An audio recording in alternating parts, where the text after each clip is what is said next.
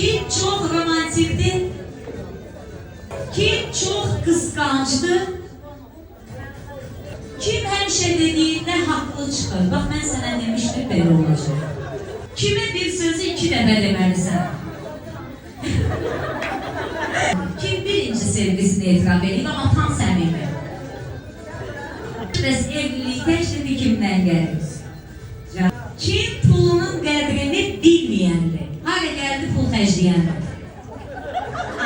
Kim gəzməyi sevəndir? Gəzmək. Kim qarın quludur? Qarın qardaşdan qabaqdır. Əsas məsələ kim yiyib kökəlmir? Kimin evdə paltarı çoxdur? Paltar əlinə görə yoxdur. Kim çox əsəbidir? Kim çox deyingəndir? Vay.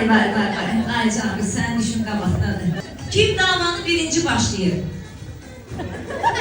Kim söz-söhbəti uzadandır? Kim məzaqlıda üzr istəyir? Kim evdən 2 saata çıxır?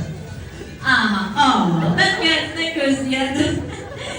Kim çox yatamandır, yatda durmaq bilmir, bomba da atsan durmaz.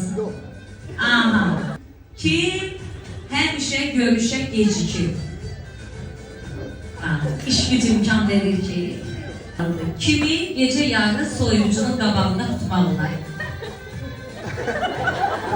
Kim daha çok heyecan axtarışındadır? Bəlkə gedək paraşutdan tullanar, bəlkə gedək gəmidə. Kimdən nə desən gözləyərsən?